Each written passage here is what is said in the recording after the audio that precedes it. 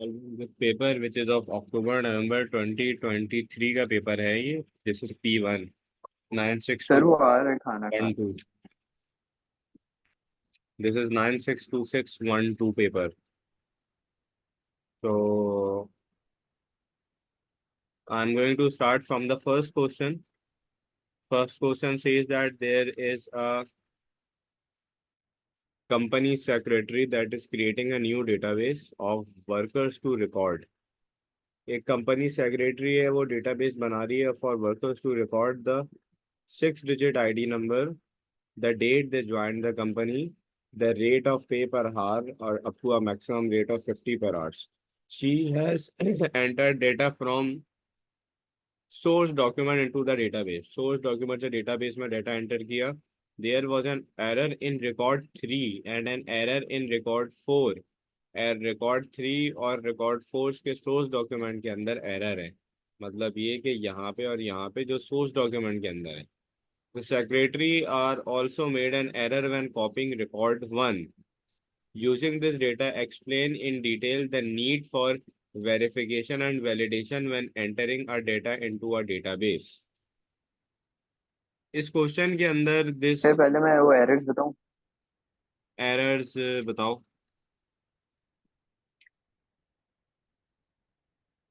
ऊपर स्क्रॉल करें सर। क्या? वो स्क्रॉल करके दिखाया ना वो, ताकि मैं देख सकूं।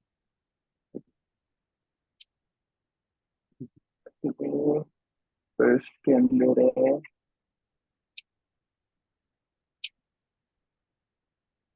You need to tell the need for verification and validation. पहली बात तो ये कि मैं ये लिख सकता हूँ कि verification only checks that if the data is accurately copied or not.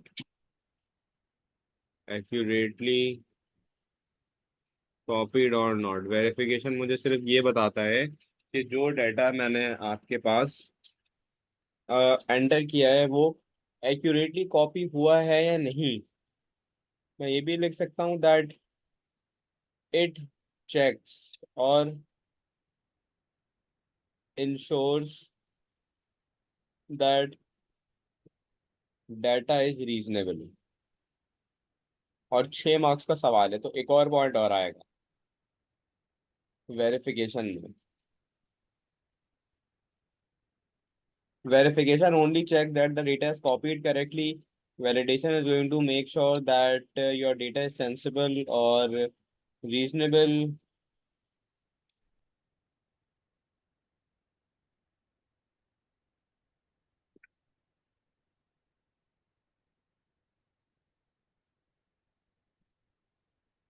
तो लेकिन इसके अंदर एरर्स भी तो आइडेंटिफाई करने पड़ेंगे। एरर्स आइडेंटिफाई करना है, बिल्कुल करना है। जैसे कि इन फर्स्ट के रिकॉर्ड, अंदर सर डेट गलत डाली हुई है उन लोगों ने। यस, जैसे सबसे पहले मेरे पास रिकॉर्ड 1 है। In record 1 13/6/2019 have been copied incorrectly. आपके पास इनकरेक्टली कॉपी हुआ है। हैव बीन कॉपीड तो ये इनकरेक्टली वेरिफिकेशन का फॉल्ट है। 13/6/2020। ये तुम्हारे पास फाउंड होगा किससे? वेरिफिकेशन से। अच्छा तो हमें उनका वो भी बताना है कि ये फाइन कैसे होगा वो वाला है। यस। सही है। एक और चीज ये कि अगर मैं वैलिडेशन चेक को लिखता तो यहाँ पे ये भी लिख सकता हूँ कि मेरा जो वैलिडेशन का चेक है, validation check would not have picked up the error in record 1।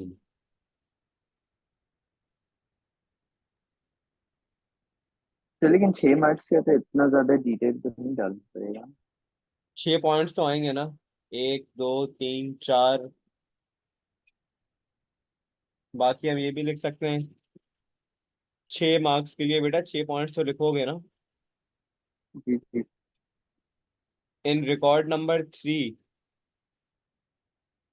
Sir ये वाला पेपर ना हमारे मॉक के अंदर आया था, तो इसके अंदर ना मैंने मतलब कुछ भी नहीं पढ़ा था, मतलब मुझे जीरो नॉलेज थी, तो इसके अंदर फिर भी मेरे 30 मार्क्स आ गए थे। अच्छा, जैसे कि तो रिकॉर्ड बगैर पढ़े। मेरे पास अब रिकॉर्ड 3 के अंदर वैलिडेशन चेक कर सकता है।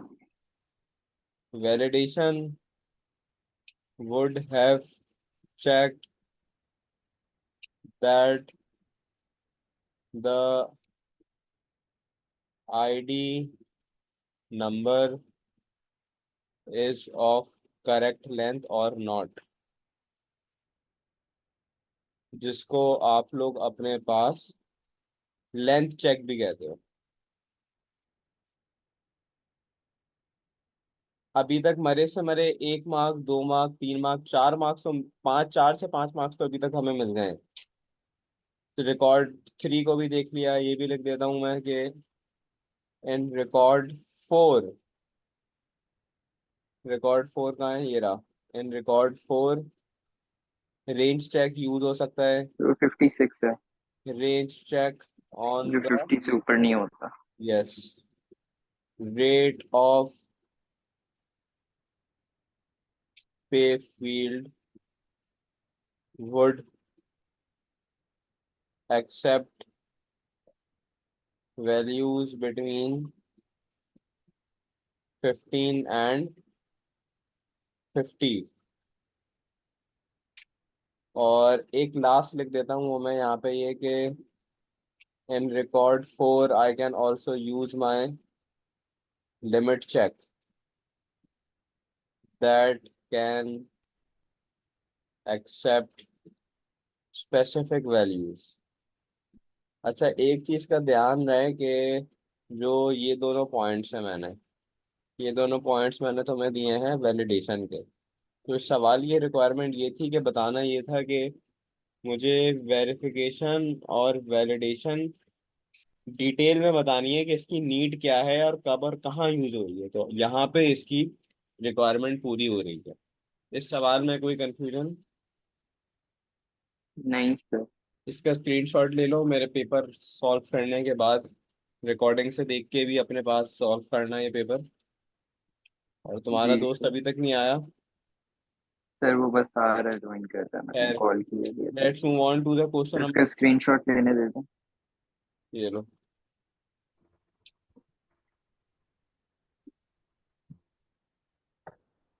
सही है।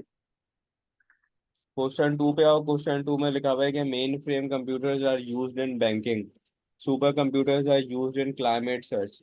Explain what is meant by a mainframe computer and a supercomputer with reference to the type of processing and the processors that they use।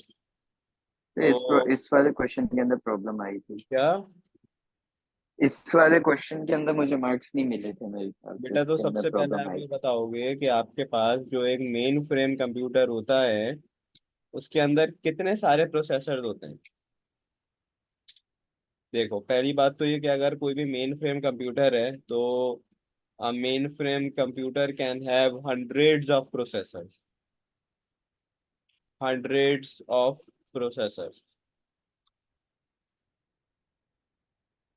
या कोर्स। मेन फ्रेम कंप्यूटर के अंदर जितने भी आपके पास कोर्स होते हैं, ऑल कोर्स हैज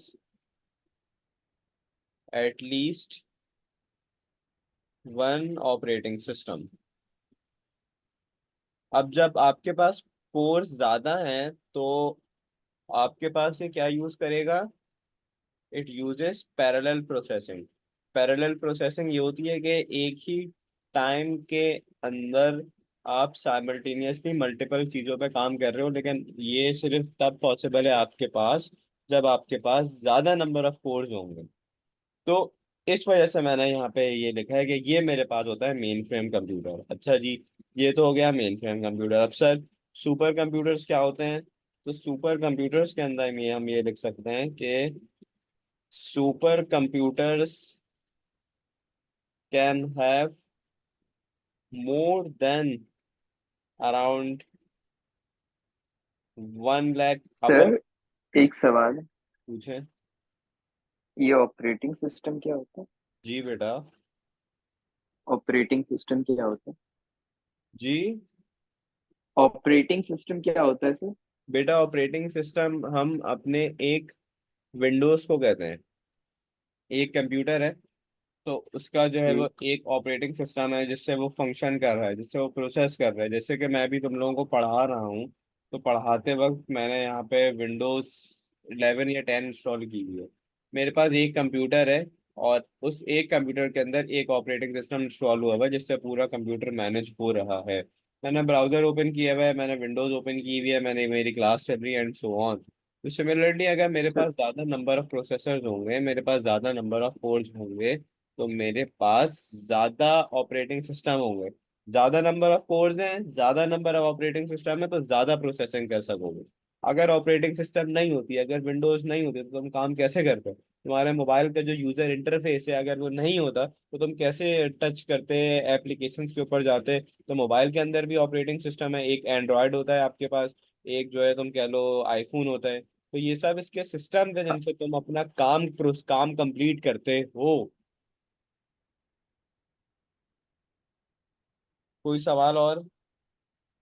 नहीं sir, ये समझ में आ गया। तो सुपर कंप्यूटर्स का दोबारा से समझा। अब अगर सुपर कंप्यूटर है तो उसमें लाख से ज्यादा कोड्स होते हैं। अब लाख से ज्यादा है तो उनके पास बहुत ज्यादा एक्सट्रीम लेवल की जो है वो पैरेलल प्रोसेसिंग पावर होती है। और ये भी मतलब हम्म। पैरेलल का मतलब, प्रोसेसिंग हम्म, का मतलब क्या? क्या कह रहे हो? पैरेलल प्रोसेसिंग का मतलब क्या? बेटा, पैरेलल प्रोसेसिंग ये होती है कि अगर आप एक टाइम पे मल्टीटास्किंग कर रहे हो, तो मतलब ये है कि आप you are making use of simultaneous functions into a computer system. अब एक टाइम के अंदर जब पैरेलल सारे प्रोसेसर्स काम कर रहे होते हैं, तो उसको कहते हैं पैरेलल प्रोसेसिंग।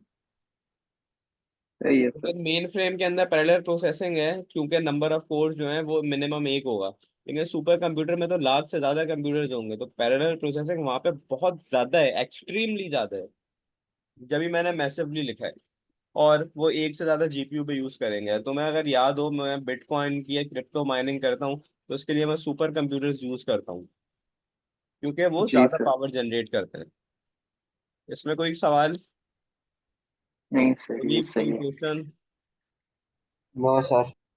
इसके बाद बी पार्ट है। बी पार्ट में लिखा हुआ है कि explain how supercomputers are used in climate research. Climate research के अंदर सुपर कंप्यूटर्स कैसे यूज होते हैं?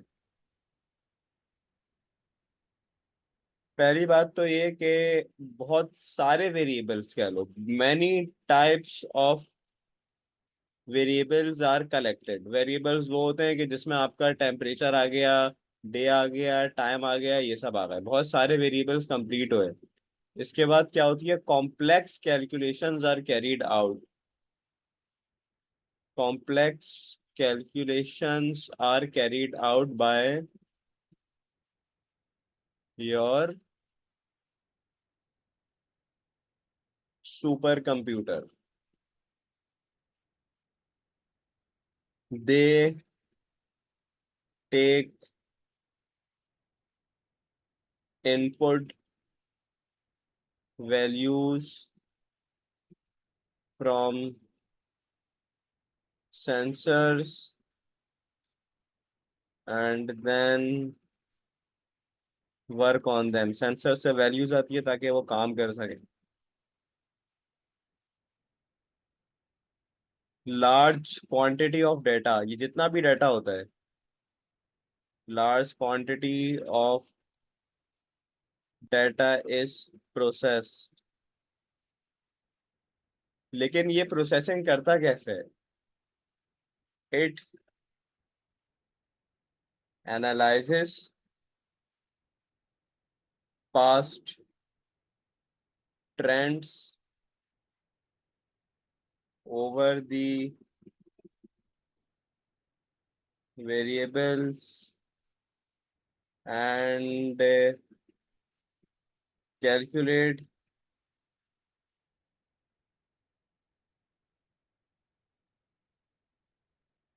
हाउ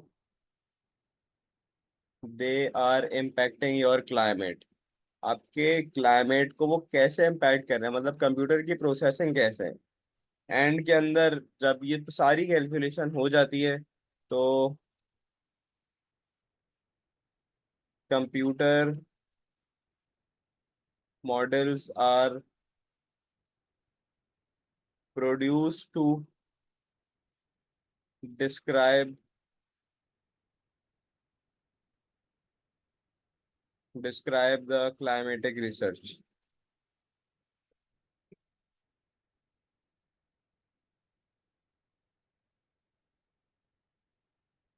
सुपर, तो ये बी पार्ट का आंसर है। ये सारा काम आपके पास सुपर कंप्यूटर्स कर रहे हैं। इसमें कोई सवाल? नहीं सर। इसके बाद क्वेश्चन नंबर 3 है, और क्वेश्चन नंबर 3 में कहा हुआ है कि give a brief description of the following types of user interface. अब यूजर इंटरफेस क्या होता है? यूजर इंटरफेस जैसे अभी मैंने आपको ऑपरेटिंग सिस्टम का बताया है, तो ऑपरेटिंग सिस्टम के अंदर यूजर इंटरफेसेस होते हैं, वो तीन होते हैं। एक कमांड लाइन होता है, एक ग्राफिकल यूजर इंटरफेस होता है, एक जेस्चर बेस्ड भी होता है, एक डायलॉग भी होता है। ये वो इंटरफेसेस हैं कि जिनसे आप अपने कंप्यूटर के साथ इंटरेक्ट करते हो। जैसे कि मोबाइल का यूजर इंटरफेस क्या है? टच है। कंप्यूटर का क्या है? कीबोर्ड और माउस है।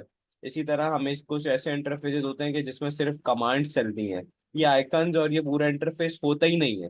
तो इसको एक्सप्लेन कराना है कि कमांड लाइन इंटरफेस में क्या होता है। तो पहली बात तो ये कि command line interface is definitely going to require a keyboard and mouse.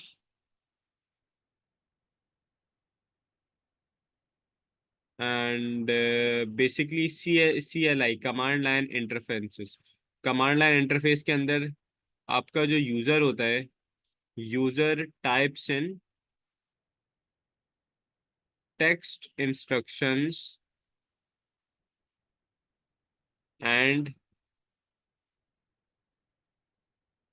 Commands. अब अगर तुम लोगों के पास कमांड लाइन है तो it is going to require fewer resources. क्यों? क्योंकि सारा काम कमांड्स पे हो रहा है, ग्राफिक्स है ही नहीं। GUI के अंदर ज़्यादा रिसोर्सेज की रिक्वायर्ड होती है। और प्रॉम्प्ट भी इसके ऊपर अपेयर हो सकते हैं। प्रॉम्प्ट होते हैं स्क्रीन के ऊपर, मैसेजेस आते हैं किसी भी इसको टाइप करने के बाद। प्रॉम्प्ट्स में अपेयर ऑन स्क्रीन। 2 मार्क के लिए मैंने तो बहुत ज़्यादा लिख दिया है, तुम लोगों को इसमें से कोई भी 2 लिखना है समझाने के लिए। इसके बाद बी पार्ट है। बी पार्ट में कह रहा है जेस्टर बेस्ड। अब जेस्टर बेस्ड में क्या होगा? आप यूज़ करोगे the user moves identified parts to communicate with the computer।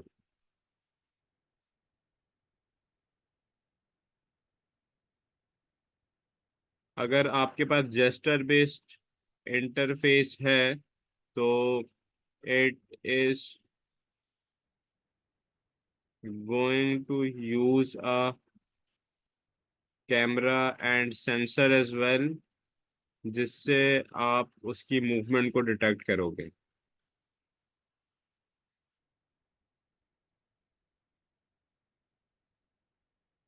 अगर कंप्यूटर मैच कर लेगा उन स्टोर्ड मूवमेंट से तो आपका वो फंक्शन हो जाएगा। इसके बाद है डायलॉग इंटरफेस। अब डायलॉग इंटरफेस क्या है? अब आपका जो यूजर है, your user is using their voice, your user is using their spoken words to communicate with the computer। अगर डायलॉग इंटरफेस है तो user is definitely going to use your speech recognition software, ये detect करने के लिए कि वो क्या बोल रहा है। Speech recognition software is use to recognise your speeches, ताकि पता चल सके कि हम क्या कह रहे हैं। उसके बाद जो आपकी स्पीच है, it is converted into commands. अच्छा, एक और चीज़ है कि डायलॉग इंटरफेस हमेशा से रिक्वायर करेगा एक माइक्रोफोन, क्योंकि उसी में आप अपने पास बोलोगे। लेकिन ग्राफिकल यूजर इंटरफेस है तो वो बॉडी मूवमेंट्स के ऊपर चलता है। अच्छा, तुम लोग यहाँ पे ये भी लिख सकते हो कि आइडेंटिफाइड पार्ट्स, बॉडी पार्ट्स के साथ तुम लोग यहाँ पे लिख दो such as fingers, such as eyes, such as hands. तो ये तुम लोगों को यहाँ पे मार्क सिक्योरिंग में बता रहा हूँ बात। यहाँ पे हम ये भी लिख सकते हैं कि computer searches and look for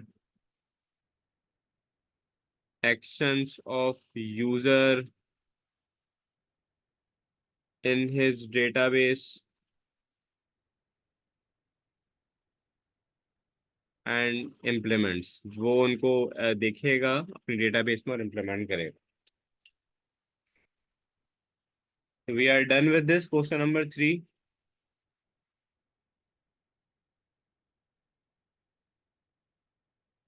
के बाद चलते हैं हम 4 की तरफ, और 4 आपके पास लिखा हुआ है कि describe how touch sensors are used as a part of control system in nuclear power plants. Touch system जो है वो न्यूक्लियर पावर प्लांट्स में कैस क्यों यूज होता है? तो पहले बात तो हम ये लिख सकते हैं यहाँ पे कि जो मेरे पास टच सेंसर है, touch sensor is use for measuring fluids. ये एक मार्क मिल गया। और क्या हो सकता है?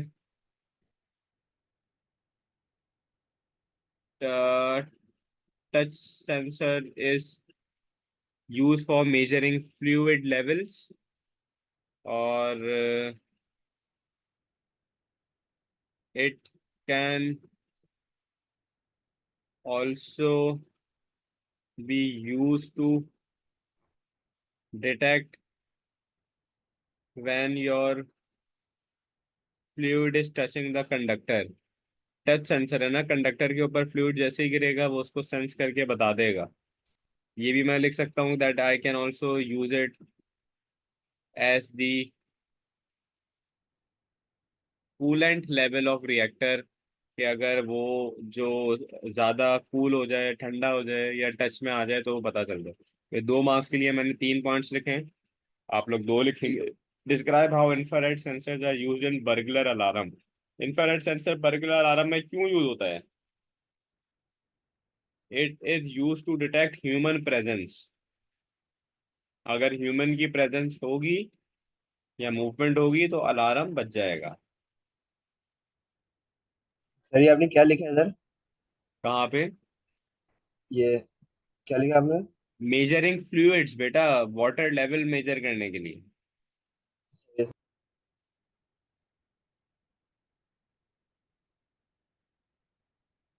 Use to detect movement, use to detect presence. एक और पॉइंट हम ये भी लिख सकते हैं कि human bodies emit heat and this can be detected by infrared sensor। Heat लिख लो या थर्मल एनर्जी लिख लो, या इंफ्रारेड की बीम्स जो है वो अक्रॉस होती हैं रूम से, अगर बीम किसी ने तोड़ दी तो वो हो जाएगा। तुम लोगों ने फिल्मों में देखा होगा ना, गेम्स में ऐसे 2 दीवारें होती हैं, कुछ बीम्स यहाँ से ऐसे ऐसे ऐसे करके जा रही होती हैं।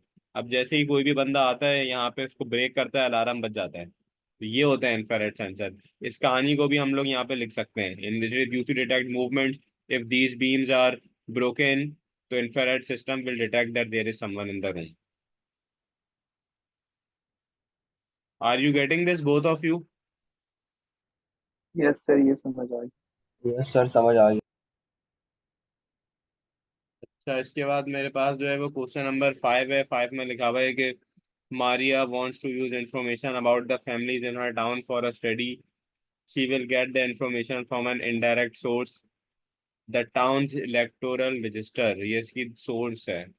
This is kept at the local council office। Here decided not to use a questionnaire, which is a direct data source, okay, to gather the information she needs।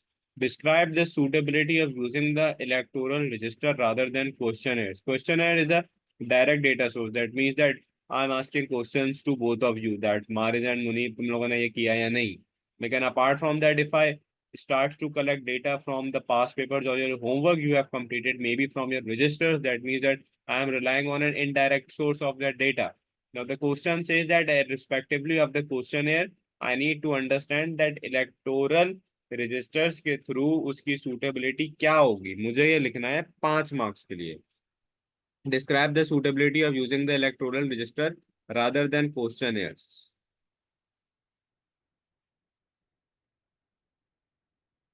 पहली बात तो मैं ये लिख सकता हूँ कि पहले मार्क्स के लिए कि the electoral register is a ready document immediately available on which you can test that. Whereas अगर मैं क्वेश्चनर्स की बात करूं तो questioners first of all needs to be produced and tested. ये आ गया मेरा पहला पॉइंट. यहाँ पे आपको 2 मार्क्स मिल गए.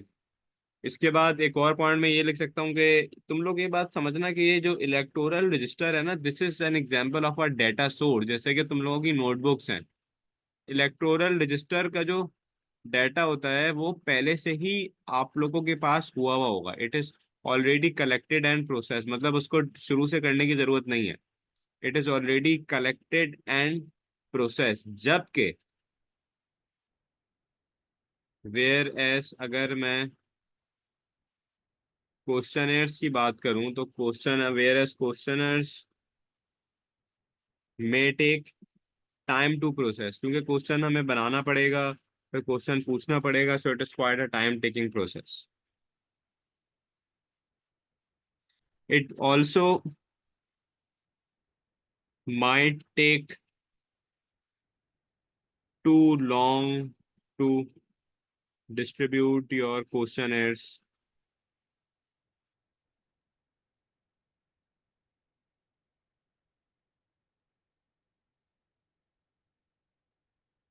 अच्छा, एक और चीज ये कि अगर वो इलेक्टोरल रजिस्टर यूज कर रही है तो एक पॉइंट ये भी हो सकता है कि अब उसको she will only need to make one trip to the council office, क्योंकि वहां पे उसको रजिस्टर मिल जाएगा, विच इज अलॉट चीपर, के पैसे कम लगेंगे ट्रांसपोर्ट कॉस्ट में, which is a lot cheaper comparatively. वो आपके पास अगर क्वेश्चन एयर पे जाता तो उसको ट्रैवल करने की ज्यादा जरूरत पड़ती. ये भी मैं ये लिख सकता हूँ कि अगर तुम लोग यहाँ पे एक लाइन ऐड कर लेना मजीद इसको कंप्लीट करने के लिए. लास्ट पॉइंट बता देता हूँ, ये मैंने 5 मार्क्स से भी ज्यादा का लिख दिया है क्योंकि हम अभी अपनी पेपर की तैयारी कर रहे हैं. मैं तुम लोग को ज्यादा इन्फॉर्मेशन दे रहा हूँ. इलेक्टोरल रजिस्टर की अगर मैं बात करूँ तो मैं ये भी लिख सकता हूँ कि electoral register holds limited information.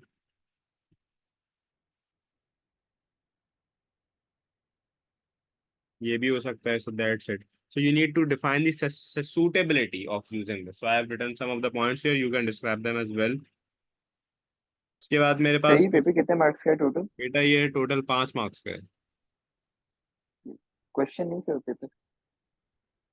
6 है, 7 है, 8 है, 9 है और 10 है और 11 है. खैर पूरा पेपर तो हम नहीं कर सकेंगे आज. नहीं मैं नहीं, मार्क्स कितने का है टोटल? बेटा 5 मार्क्स का है, 5 मार्क्स का है. सर पूरा पेपर कितने मार्क्स का है? अच्छा पूरा क्वेश्चन पेपर पूछ रहे हो? तुम्हें अभी तक यही नहीं पता कि पूरा पेपर कितने मार्क्स का है? 70 मार्क्स का 70। है.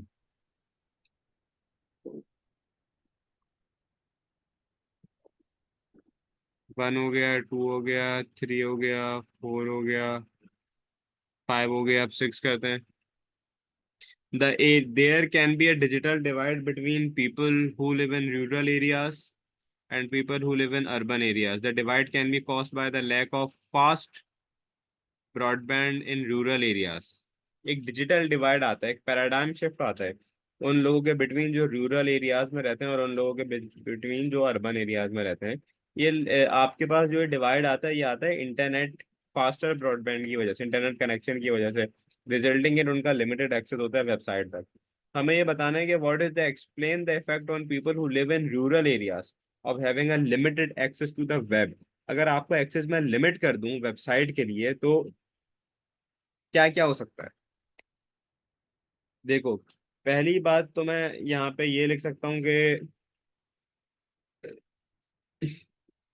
अगर लिमिटेड एक्सेस टू वेब है तो I can say that reduced access to health care. Health care पे कैसे होगा? इस तरह से होगा बेटा, आपकी इनेबिलिटी टू एक्सेस डॉक्टर और इन्फो रिलेटेड टू मेडिसिन। एक पॉइंट ये हो गया। इसके अलावा एक और पॉइंट आपके पास ये भी हो सकता है, रिड्यूस्ड एबिलिटी और impact on purchases.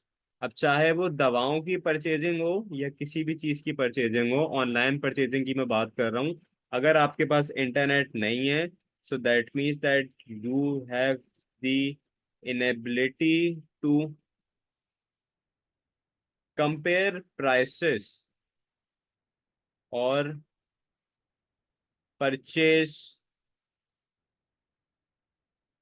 Products such as medicine हो गई या हेल्थ केयर हो गया। अब यहाँ पे तो हम किसी भी किस्म का आईफोन वगैरह तो परचेज नहीं करेंगे ना, क्योंकि उनके पास इंटरनेट नहीं है, तो वो आईफोन कहाँ से लेंगे। लेकिन कुछ बेसिक चीजें होती हैं हमारे पास जिंदगी की, मेडिसिन हो गई, तो वो उसको कर ही नहीं पाएंगे। तीसरा पॉइंट आपका ये हो सकता है कि इम्पैक्ट ऑन एजुकेशन। अब एजुकेशन के ऊपर इम्पैक्ट ये आएगा कि अगर उनके पास इंटरनेट नहीं है तो they can not access online learning resources, या मैं ये भी लिख सकता हूँ they can not access online lectures, या मैं ये भी लिख सकता हूँ कि quality of education is lowered. और लास्ट में मैं अपना ये भी लिख सकता हूँ कि इम्पैक्ट ऑन अर्निंग, क्योंकि अगर इंटरनेट नहीं हुआ तो they are unable to do remote jobs as well. That's how you can complete it, or you can give a general statement that it might take them longer to complete a task, their inability to access them, or you can write other areas as well, such as banking पे उनका access होगा ही नहीं किसी भी सूरत में। उनका access जो है कम्युनिकेशन के अंदर भी नहीं होगा क्योंकि इंटरनेट ही नहीं होगा। They also can not work on the entertainment side. फिर बी पार्ट है, बी पार्ट के अंदर कहता है कि describe ways to reduce this digital divide. इसको रिड्यूस करने के लिए हमें क्या क्या करना चाहिए। सबसे पहले अच्छा, class might going to end, this is going to be the last question for today. अब इसको करने के लिए सबसे पहले तो ये होना चाहिए कि जो आपकी गवर्नमेंट है, योर गवर्नमेंट शुड प्रोवाइड और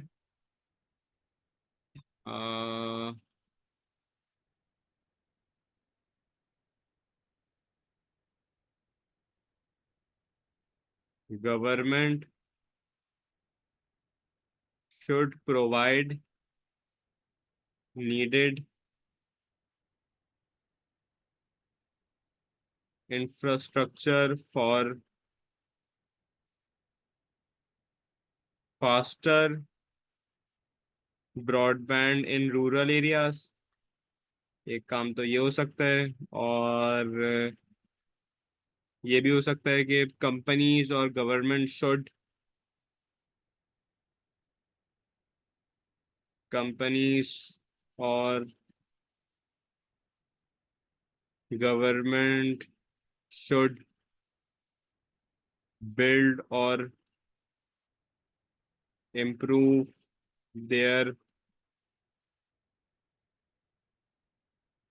accessibility to internet facility। अच्छा, ये भी हो सकता है कि आप किसी भी एक कॉर्नर के ऊपर क्रिएट अ साइबर कैफे बना लो, या आप किसी भी किस्म का इंटरनेट कैफे बना लो, जो आज से कई टाइम पहले हुआ करते थे।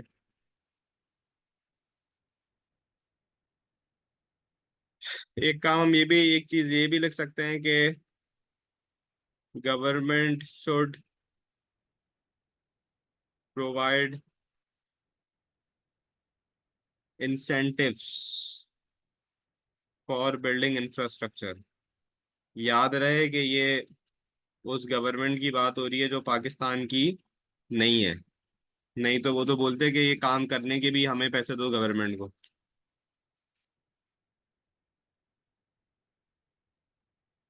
सो we are done with this. मैंने शुरू के 6 क्वेश्चंस आप लोगों को समझाए भी हैं, आप लोगों को उसके साथ मैंने शेयर भी किए हैं।